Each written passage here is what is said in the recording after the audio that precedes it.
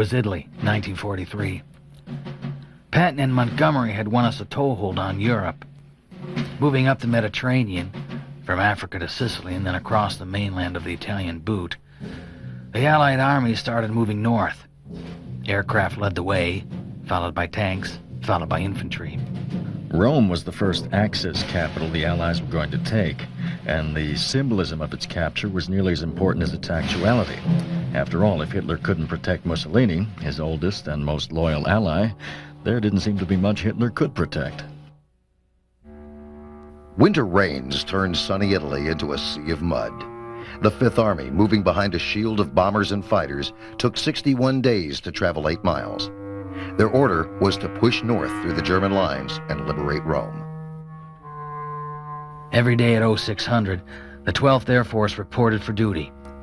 Fighting the same winter weather as the boys on the ground, we got handed the grim job of blasting a hole through the German defenses. Italy, no soft underbelly, was defended by at least 24 tough German divisions. We had 11. To balance the opposing forces, we had to control the air. There was no way around it. If the troops on the ground were going anywhere, they were going under the protection of our wings.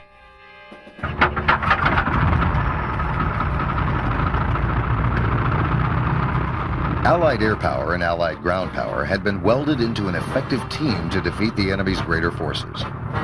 Our plan called for strong airstrikes to coordinate with steady ground pressure.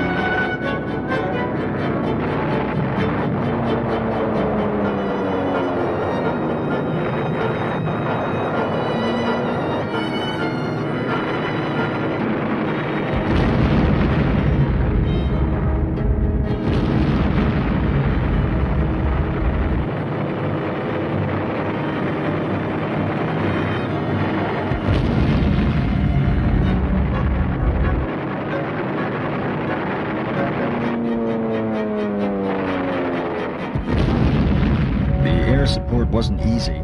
The Italian mainland is a narrow mountainous strip, easy to defend, nearly impossible to conquer. The enemy had years in cooperation with a friendly regime to consolidate its resources. When they pulled back, the narrow roads and treacherous rail passages were easily destroyed. The advancing troops had essentially to build their own infrastructure as they moved. Allied forces, which now included some Italians, measured their advances in mountaintops instead of miles. San Pietro, like dozens of other German-held towns, was caught in a tight net of artillery fire.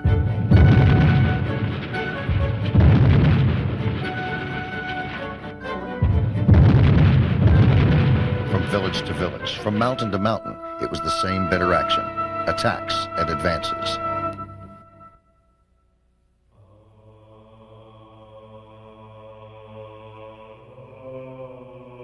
They approached Cassino, the gateway to Rome. Cassino was a beautiful town dominated by a hilltop abbey that had been built in the 6th century, the Abbey of Monte Cassino. The Nazis installed an observation post in the abbey. They used it for forward observation and fortified it almost like a medieval castle to withstand a ground assault. It was the last bastion, the place where they would make their stand to hold the road to Rome. Relying on the reluctance of the Allies to damage the historic abbey, the Germans dominated the Liri Valley. From the sacred citadel itself, they directed concentrations of accurate and murderous artillery fire.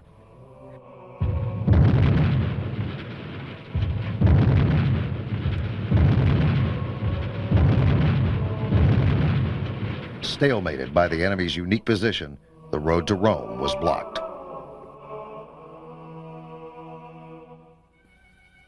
After weeks of investigation, including personal reconnaissance over Monte Cassino by Generals Acre and Devors, the Allies decided we would bomb and shell the Nazi-held town and Abbey. Acre was opposed to the bombing. Instead, he favored using an air blockade to cut off the enemy's supplies and starve the Nazis out. But, in the end, the brass decided that the continued sacrifice of our own men must stop. The 5th was ordered to continue north. Air power would have to make that possible. When the first wave of aircraft appeared overhead, the enemy darted into the caves and tunnels that had been carved into the solid rock below the Abbey.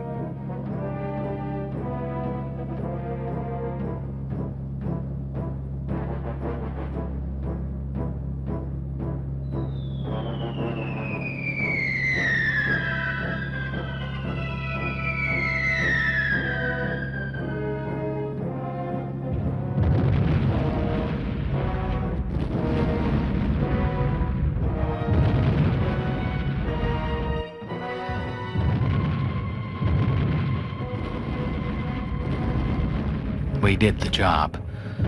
We blew the hell out of that beautiful old Abbey. The 5th moved north. But I've got to admit, that was one mission I'd rather not have been on.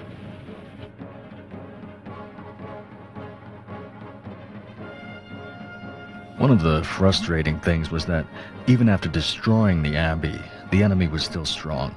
After all, strategically, the Abbey was nothing but a forward observation post.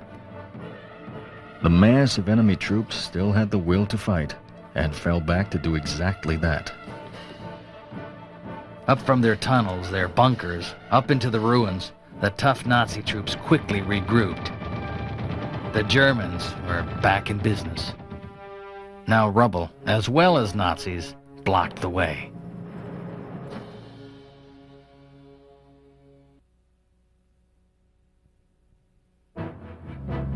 Air leaders finally convinced everyone that the only way we could crack the Gustav line was to choke off the enemy's flow of supplies south of Rome. The operation was aptly named Strangle. In March, those of us flying for the 12th and 15th Air Forces began to deliver a series of blows against railroad yards, tracks, trains, and bridges, especially bridges. In Italy, there were more than 40,000 bridges.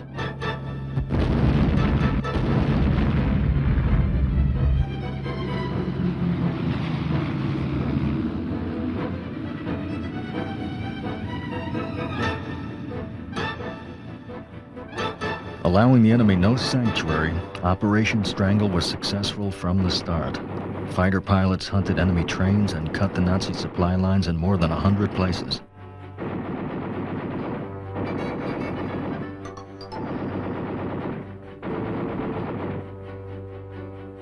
When the trains stopped, they hunted trucks and ships. If it moved, they went after it. They strangled the enemy's supplies, all right.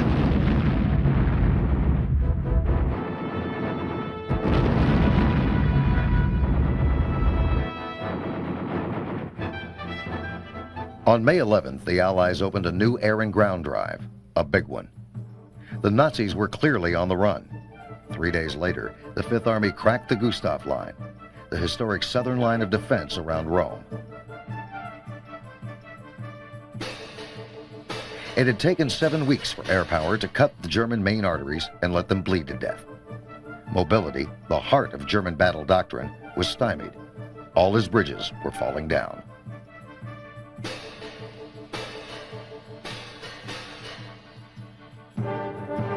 General Mark Clark said it this way: "With the splendid effort of our Air Force, we put the enemy on the road."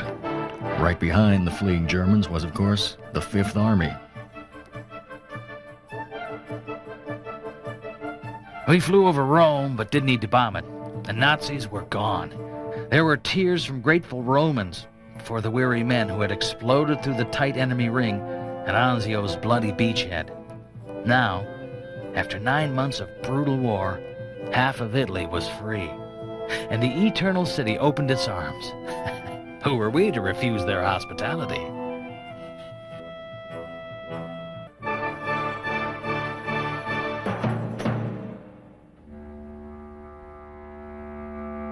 The Germans were desperate. By the time of the invasion of Normandy, they were deep into the development of a series of secret weapons that they honestly believed would salvage victory from what was so clearly becoming defeat. All they had to do was mass enough air power to protect those secret factories until they could start producing the so-called vengeance weapons on which they bet the future of Hitler's Reich. They'd never seen anything like him. Hitler's vengeance weapon, the V-1 buzz bombs, the Brits called them. Some of the fighter boys were taken off missions over Europe to try to intercept the jet-powered missiles before they got to England. The fast, pilotless craft were the devil himself to knock out of the sky. If you missed, which we usually did, you had to watch helplessly as they flew on toward London. On the heels of the buzz bombs came the V-2 rocket, a ballistic missile for which there was no defense. Tactics changed. The highest priority became knocking out the launch site. After the Normandy invasion, one of the great imperatives in advancing the front was pushing the missile launchers far enough back that London would be out of range. The missiles weren't accurate enough to have an effect militarily, but as a weapon of terror, they were devastating.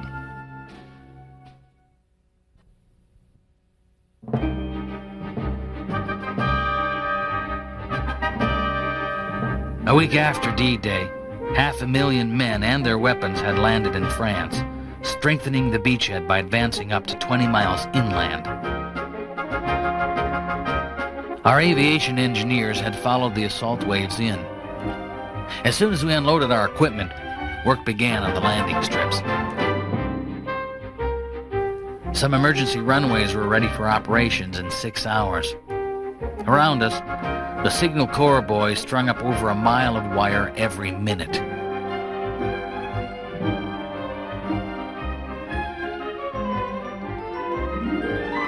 Communications, reinforcements, and supplies were building up for a powerful offensive designed to break out of the bulging Normandy pocket. We flew low levels in support of troops pushing south. We went hunting for buzz bombs. We kept jabbing towards Saint-Lô and the rough hedgerow country, a stubborn struggle against strong enemy resistance.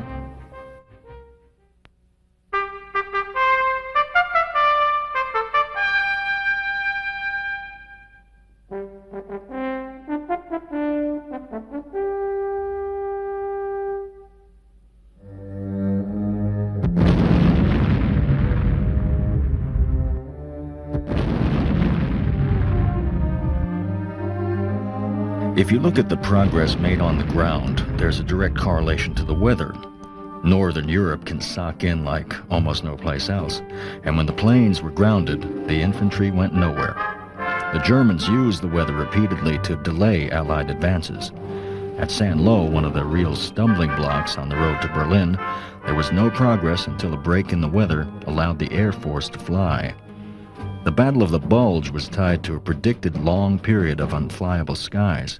Inevitably, however, the weather broke, and at Saint-Lô and the Bulge, as soon as the fighters and bombers got back in the air, progress continued.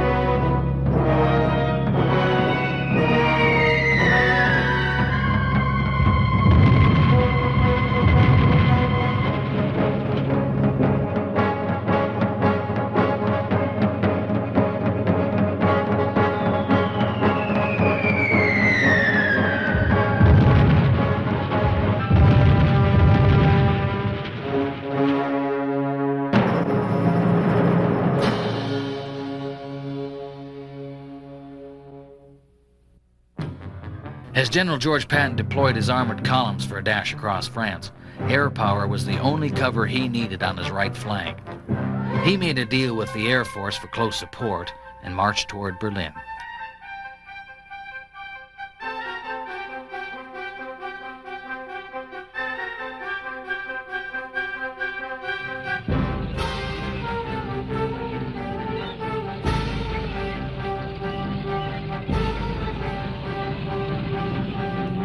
Each fighter bomber acted as the eyes of an armored column and communicated by radio phone. Our job was to attack enemy concentrations ahead of our ground forces.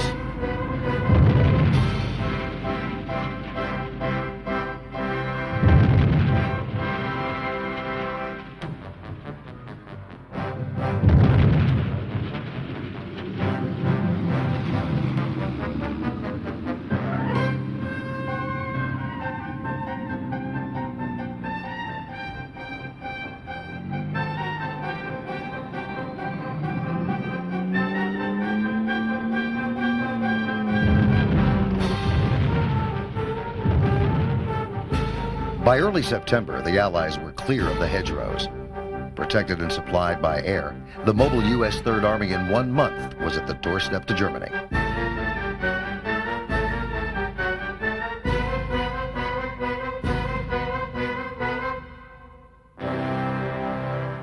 For the first time in military history, an entire division quit fighting because of pressure from the air. Our 405th Fighter Bomber Group convinced German General Elster to surrender his division, consisting of 20,000 officers and men.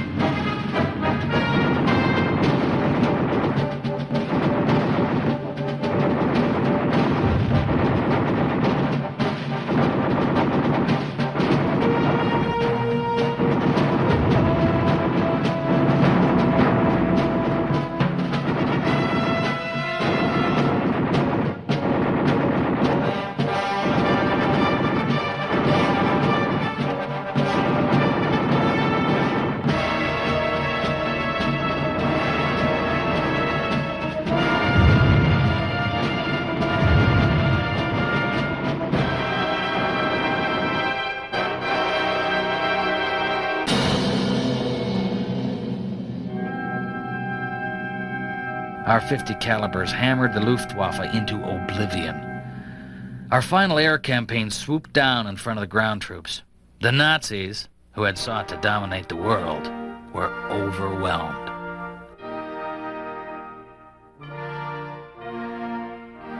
The final capitulation came May 8th. Hitler was dead by his own hand. His entire general staff was dead or captive. Europe, for the first time in a decade, was at peace.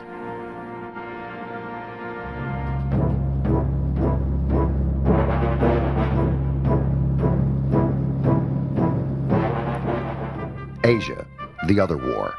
Fighting across cultures and almost unimaginable distances, the war in Asia was America's first real taste of World War II. The first thing that had to be done after the attack on Pearl Harbor was to stop the Japanese expansion. And that meant three things: preventing the Japanese from gaining a toehold in Alaska, protecting Australia and New Zealand, and stopping the Japanese advances on the Asian continent. And the toughest was Asia. By the time we got into the war, the Japanese had control of China's ports. The overland routes meant running trucks over the Himalayas, which hadn't even been climbed at the time. The only hope of stopping the Japanese in Asia lay in resupplying the Chinese by air. We called it flying over the hump.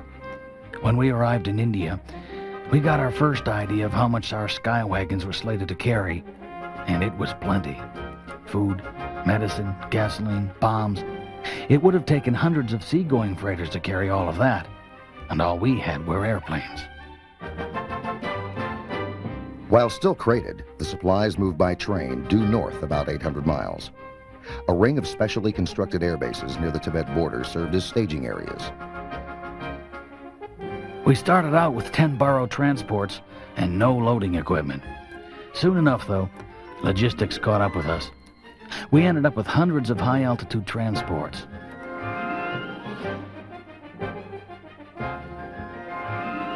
The flight was 500 miles, and we flew it continuously through Japanese fighters and treacherous weather. We lost nearly 250 planes and crews flying over the hump, but we kept the Chinese stocked. For every Chinese bomber run against the Japanese, we had to fly a half-dozen missions over the hump. We burned nearly a gallon of fuel for every gallon we delivered.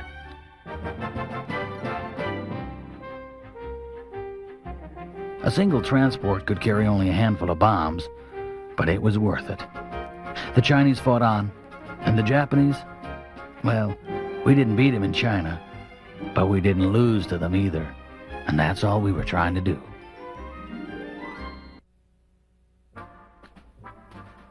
In the dismal and dreary Aleutian Islands off Alaska, it was a different sort of war. The 11th Air Force under General Bruce Butler had to protect Alaska from Japanese advance. The force was built around a few experienced pilots familiar with the harsh Alaskan conditions, holdovers from earlier test and training missions. That experience was the only advantage the Americans had. The Japanese had occupied a few small, almost uninhabited islands in the Aleutian chain. And key to the defense of Alaska was the retaking of those islands, a job largely to be accomplished by aircraft. On April 8th, the weather cleared and Americans set out for Attu, the most distant of the island chain. They also moved against Kiska, closer in toward the Alaskan mainland. We had 226 operational planes, and we were guarding the northern approach to America. I guess those islands were just more important to us than they were to the Japanese, because when the smoke cleared, we drove them back into the sea. The Japanese had come as far toward North America as they were going to come. To the south, the Japanese were threatening Australia.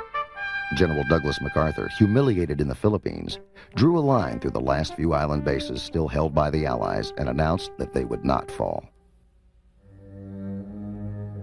MacArthur aimed to seal the Japanese off, to protect Australia, and to set the stage for his return to the Philippines. The urgency of the situation led him to a daring experiment.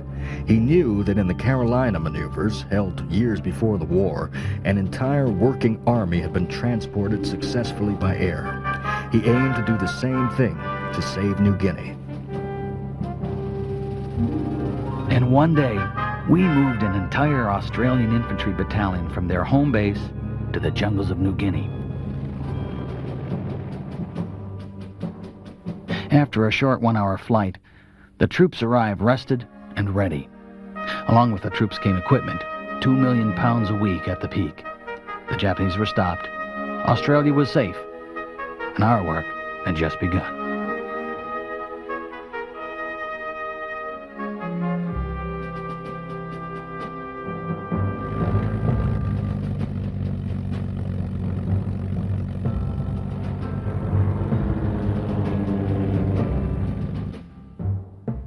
Despite the resupply, no one doubted that the Japanese would make a play for New Guinea. On December 27th, it came. Spotters reported large flights of Japanese aircraft headed for the island.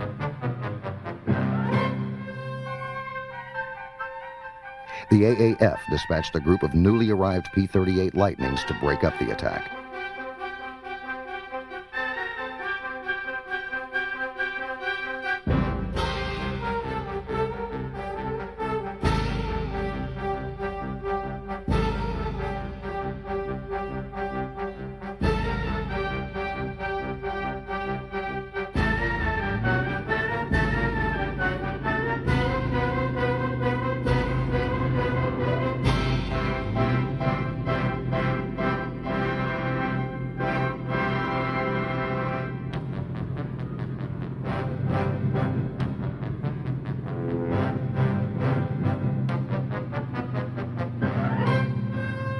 10 minutes after noon, in a nearly cloudless sky high over the blue Pacific, the battle started.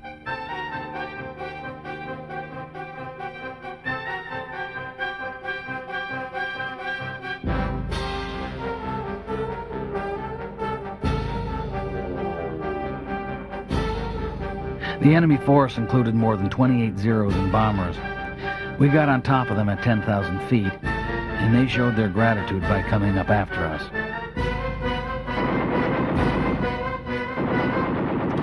One of the eager beavers in action that day was a moon-faced lieutenant by the name of Richard Frost. He got the first kill. Tommy Lynch got 2 more, making him the squadron's first ace.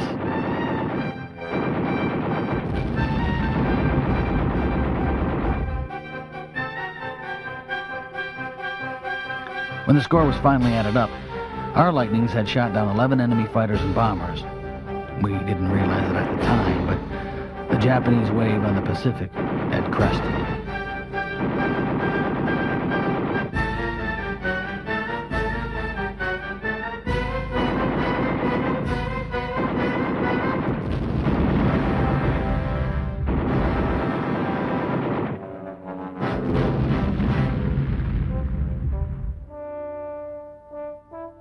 As soon as New Guinea was secure, MacArthur ordered the engineers to start building air bases.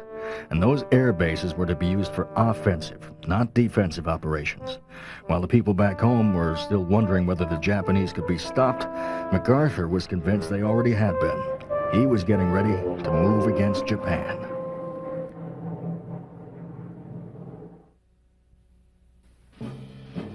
MacArthur's plan was an easy one. Rather than attempting to take every one of the thousands of islands scattered around the South Pacific, he would concentrate on a few key islands.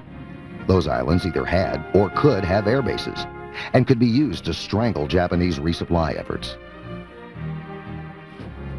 Perhaps more than any other American general at the time, MacArthur understood the importance of integrating the efforts of the Army, Navy, and Air Forces. Island hopping depended on it.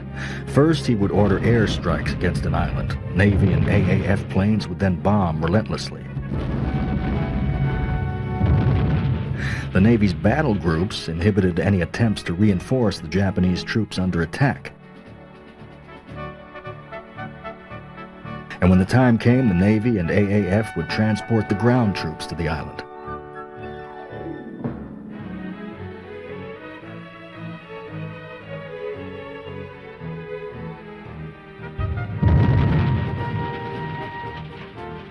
Not far behind those troops came engineers who built and repaired air bases on the captured islands so that they could be used as jumping-off points for the next assault.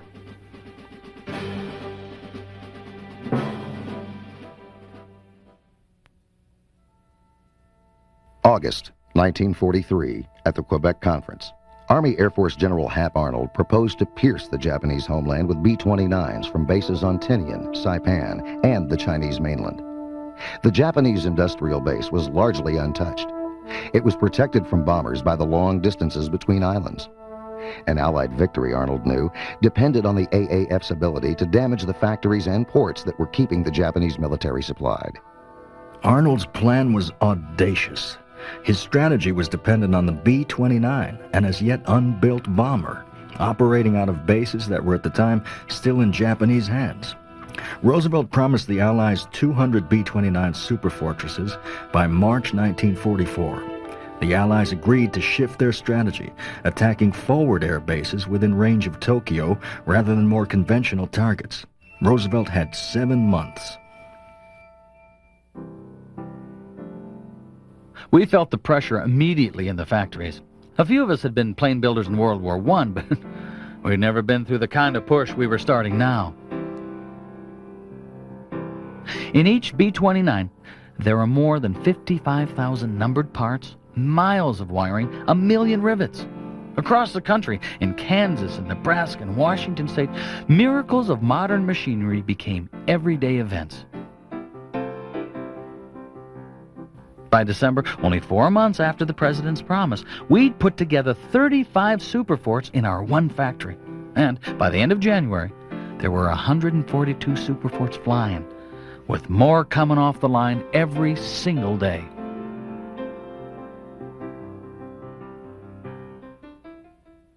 On the other side of the world, a different kind of miracle was unfolding. Allied troops were advancing on all fronts, and behind them was being built an infrastructure of bases that would eventually bristle with superforts. In China, where labor was cheap and machinery all but impossible to find, armies of laborers built a network of air bases almost by hand.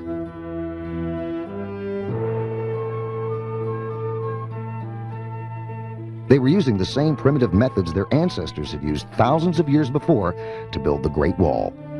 Under the direction of 26 American officers and enlisted men, the Chinese rolled out 4 great air bases. On April 24th, the superforts arrived in China. They had hopped the Atlantic, Africa, and India from Kansas to China in a week. It didn't seem possible, but only a year and a half after the first experimental B-29 was flown, a fleet of American aerial dreadnoughts were arriving at the front. Within 10 days, our total strength was 130 superforts. With more on the way, the runway builders never stopped. Like the Germans, the Japanese believed their empire invulnerable. Since Pearl Harbor, steel capacity had doubled. They rolled that steel into ships, hulls, and aircraft, into bombs and bullets. While suffering enormous losses at the hands of Allied submarines and aircraft, Japan maintained the world's 3rd largest merchant fleet by continuously launching more and more ships.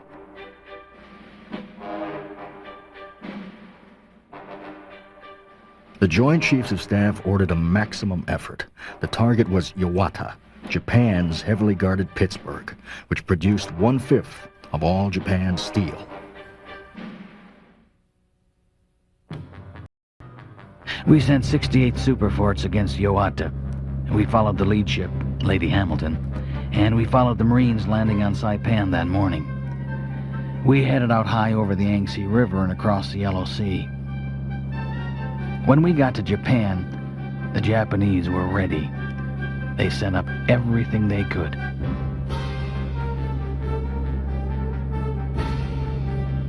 Two and a half years after Pearl Harbor, the superforts struck back. The long process of dismantling the Japanese industrial infrastructure had begun. Land-based planes dropped bombs through clouds on Iwata.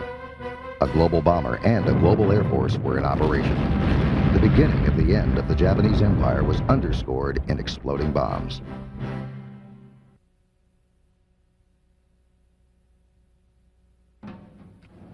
MacArthur was on the verge of taking the Philippines. Feeling that there were too many enemy strongholds behind and around his rapidly advancing island hoppers, he ordered land-based bombers to pound sea lanes and troop centers. As the superforts pounded the Japanese mainland, the B-24s and 25s pounded the periphery of the Philippines. As far as the Japanese were concerned, the Philippines were the war. Clearly, if they lost the Philippines, the largest of the Pacific Island groups, there would be no saving the empire. When the Allies landed on Leyte, the first of the Philippines, the Japanese threw everything they had into its defense.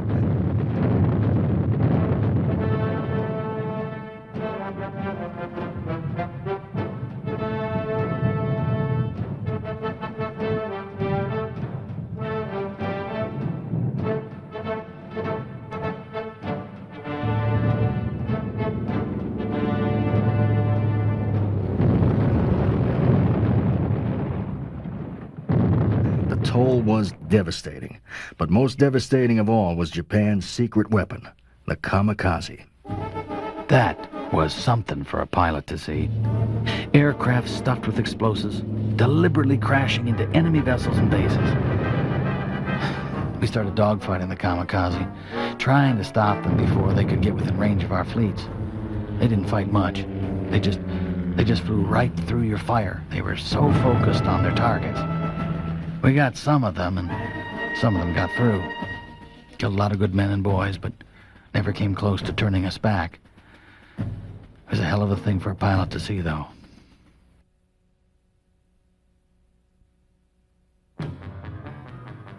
The pattern continued across the Pacific. Air assaults, naval blockades, and finally, amphibious attacks. Island after island, building toward the inevitable, incredibly costly invasion of the Japanese mainland. At no point did the Japanese show any inclination to surrender. On island after island, troops that had been isolated for weeks refused to come out of their caves, even when threatened with incineration by flamethrower. Left alone, they appeared as snipers, so they were burned. Civilians jumped to their death off 100-foot cliffs rather than be taken prisoner. The emperor, who was believed divine by the Japanese, repeatedly appealed to his soldiers to fight to the death, that the very essence of Japanese culture was at stake. We knew we'd have to invade. By the end of 1944, we were even talking about it, wondering where it would be, whether the main assault would come from the south or from the west, what our own role would be in it. All anyone knew for sure was that MacArthur had us taking islands that would be key to the invasion, and that facing an island of 50 million fanatics willing to die for their emperor god was not going to be pretty. Back in the States, a small army of physicists and engineers was developing the first atomic bomb. The Manhattan Project was a race against time. The war in Europe was over, and the war in the Pacific was not waiting for the results of their research. If they were going to be a factor in the war, they were going to have to work fast. There's been a lot of talk about the morality of dropping the atom bomb on Japan. When President Truman made the decision to go ahead with the drop, his overwhelming concern was for Allied troops. They were men and boys who hadn't wanted to fight anyone, but who had fought valiantly. The Manhattan Project brought him the ability to put an instant end to the war. Whatever your point of view may be in hindsight, it's easy to see why Truman made the decision he made. The world was tired of war. It needed to be over. The crew had been training for months without really knowing what they were training for. Some kind of super bomb, the rumor mill said. The crew called it the gimmick.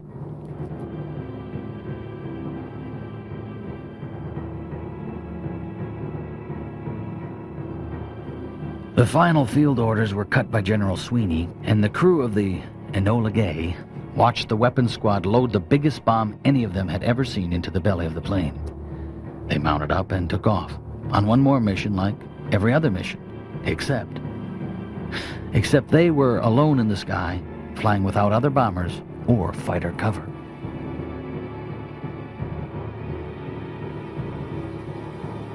Hiroshima was a port city, relatively untouched by the war.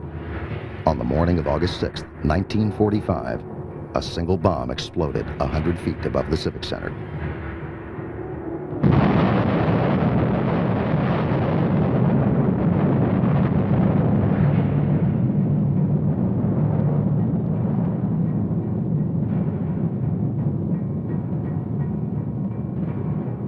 In a few seconds, as the Enola Gay banked off toward home, 50,000 people died, and the world changed.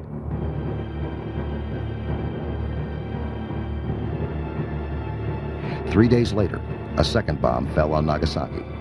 The Japanese surrendered. World War II, which had taken more than 50 million lives worldwide, was over.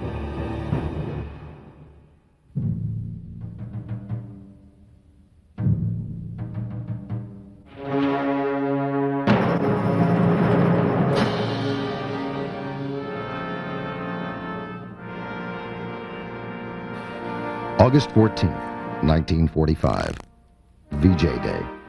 The Second World War was over. The world, after more than a decade of war, was at peace.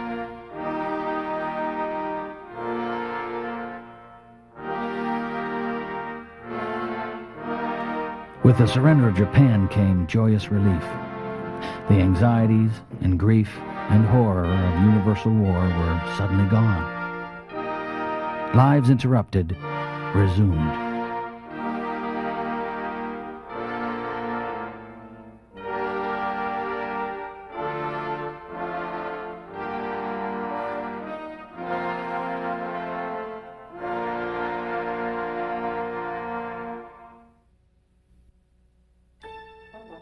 Transport vessels, loaded with returning troops, poured into stateside ports even faster than they'd poured out when the war began.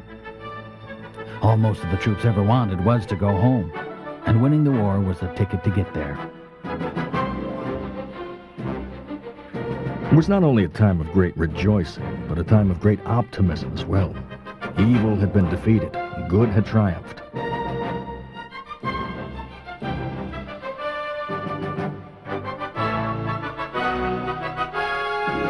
The ultimate expression of that optimism was the establishment of the United Nations. When the delegates assembled in San Francisco to sign the charter, huge crowds gathered outside. After 2 great world wars, they wanted to witness the achievement of everlasting peace. But if you just look at the nations that signed, you'll see how that promise was betrayed from the start.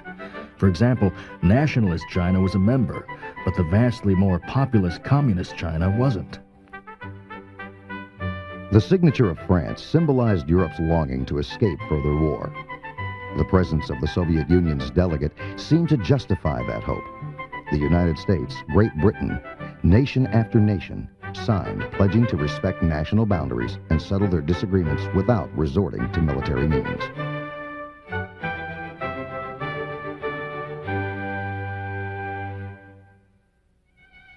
The Army, which then included our air forces, was soon down to 20% of its wartime strength. Thousands of aircraft were mothballed. Thousands of others were either sold or broken up for scrap. From a powerful wartime force of 2 million men, our air personnel dropped to about 1/7 of that strength. That made a few people kind of nervous, including Hap Arnold. As commanding general of the Army Air Forces, it was his job to worry, and he did. We must be sure that none of these victories is wasted and thrown away in the years to come. There will no longer be any spot on earth, and certainly not in America, that is safe from attack by air. For our protection, we must have an Air Force second to none. For this, we need a great aviation industry, a great air transport system, and a great body of trained personnel. But we'll need more than planes and pilots and mechanics. We'll need scientists and mathematicians, and we'll need the full inventive genius of the American people. With these, we can protect the future, ourselves and our allies, with the weapons of the future. The few voices that protested the dismantling of the American military machine went almost unheard. The world was rebuilding for peace. Europe, which had been devastated, was under construction from one end to the other.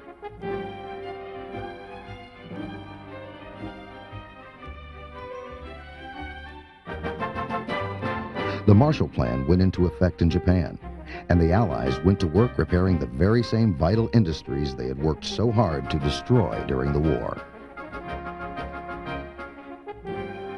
Clearly, the world had learned a few lessons. Hitler rose in Germany largely because of the punitive measures taken after World War I.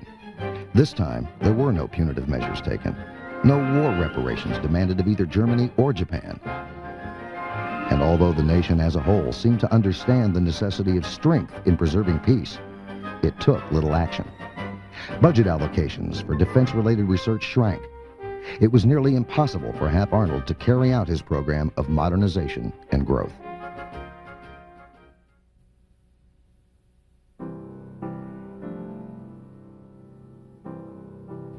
The development of jet aircraft was a most urgent requirement, and that was proven when a P-80, one of the early jet fighters, made a spectacular flight from Long Beach, California to New York City. In 4 hours and 13 minutes, that P-80 crossed the continent. And that should have shown everyone that the rules and assumptions about what was militarily possible were changing.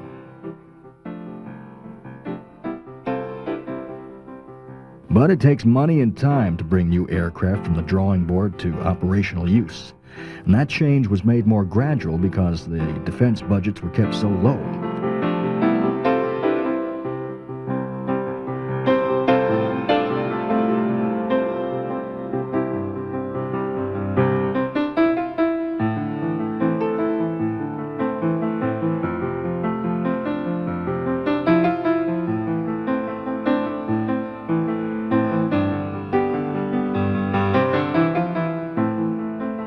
jet fighters were coming into operation, jet bombers were still in the developmental stage. But even the new generation of propeller-driven bombers proved a few points about the changed nature of the world.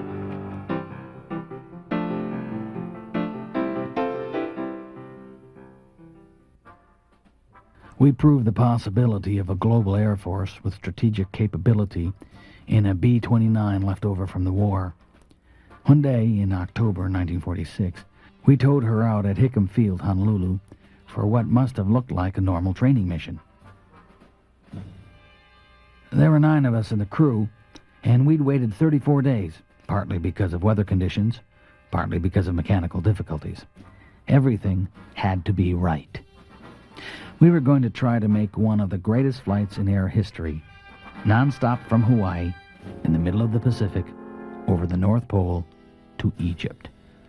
That was 10,000 air miles without refueling. We had a fuel load of more than 12,000 gallons, the heaviest ever carried by a Superfort.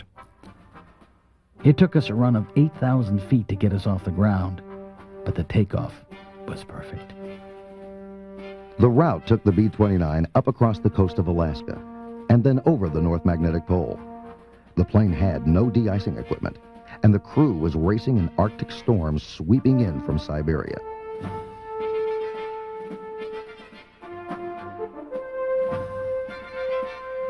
The B-29 passed over Greenland, Iceland, the United Kingdom, France, and Italy. Then, out over the blue Mediterranean.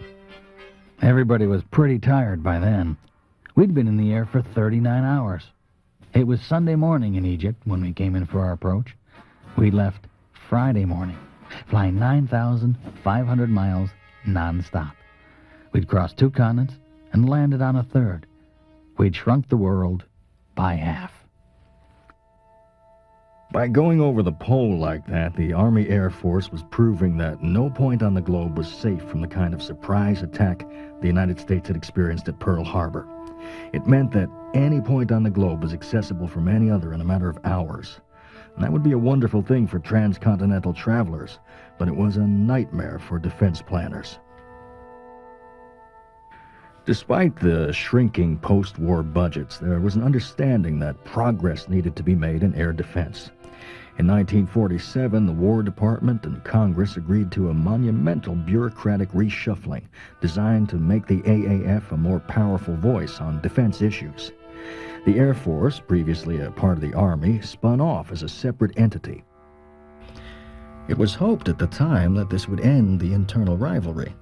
That rivalry usually worked to the Air Force's detriment, since few of the top brass had any first-hand experience with air war. Now, believing that the Army and Air Force separated would get along better than they had together was probably as naive as believing the United Nations could end war. But those were optimistic times.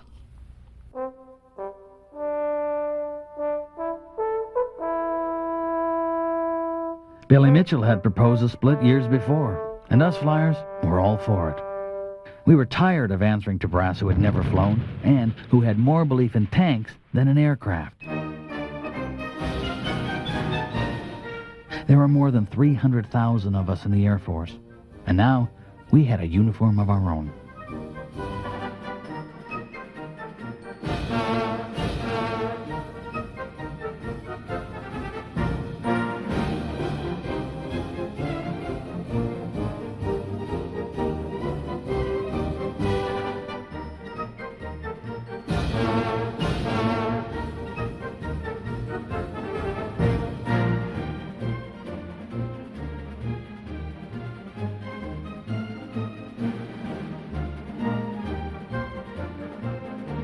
W. Stuart Symington became the first Secretary of the Department of the Air Force.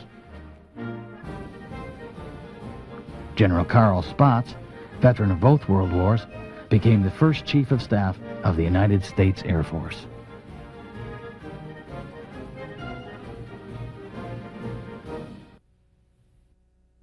The newly independent United States Air Force put a heavy emphasis on research into advanced aircraft.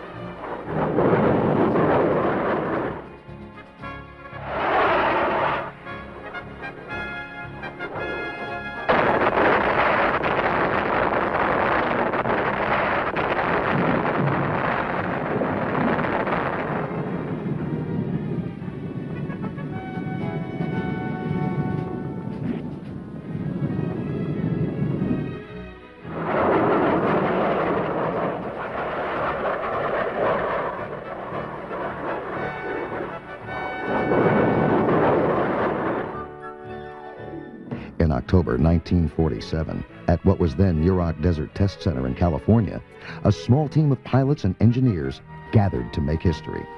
Their goal, to break the sound barrier.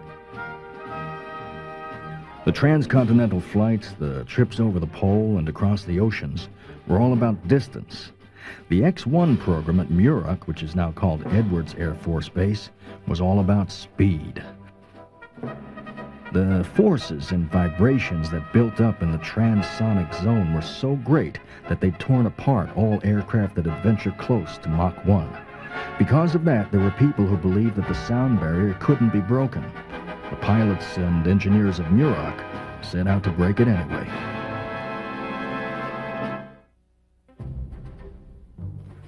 B-29s have done a lot of memorable things, but none of them ever had a mission quite like this one.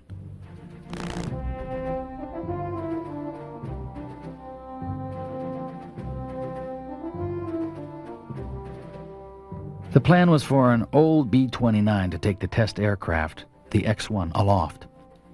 At an altitude of about 35,000 feet, the B-29 would cut the X-1 loose, and it would fly up into the thin atmosphere, where there was little wind resistance.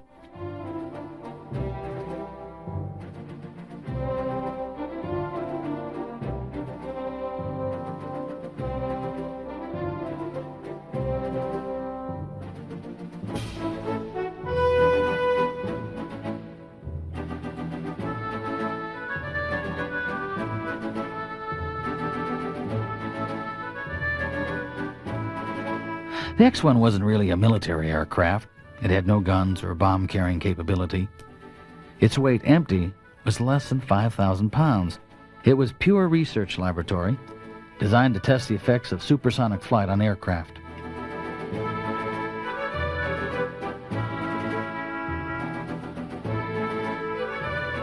Fully loaded, it could carry one pilot, a skinny captain from Oklahoma named Chuck Yeager, and 8,000 pounds of fuel.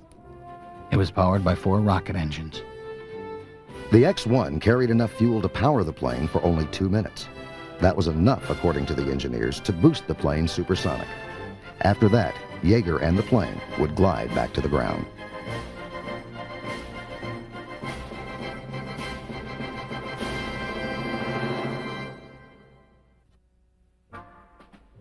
Everything we did out at Muroc in those days was secret, at least from the outside world. But when Captain Yeager suited up that day, we all knew what he was about to try. The radar crews were ready to do the tracking, calculating from his flight path how fast he was traveling. The other pilots knew. The ground crew knew. The few wives and girlfriends living on the base knew. When the B-29 took off, for the sake of secrecy, we acted as if it were just another day. But all eyes were on the sky.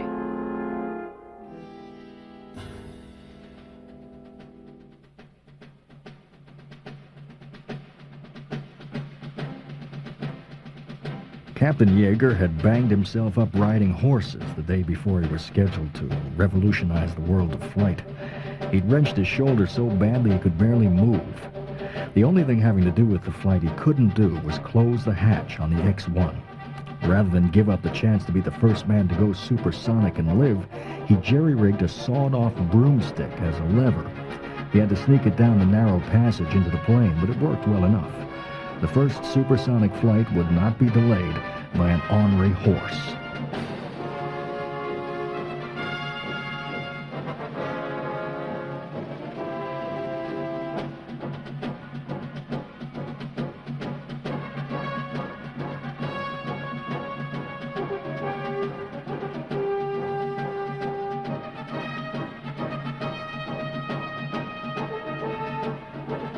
Yeager flew the mission as checklisted. As he approached the sound barrier, he kept a firm hand on the stick and an eye on his Mach meter. The faster he went, the more the plane buffeted. But as he approached the speed of sound, the plane seemed to calm, and it passed through the speed of sound almost without notice.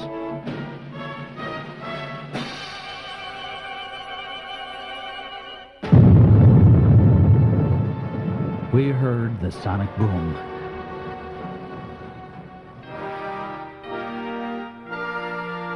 We knew what that boom meant. For the first time, except in dives, a man had flown an airplane faster than the speed of sound. It earned Captain Yeager many honors and historic acclaim. The X-1 got a resting place in the Smithsonian Institute.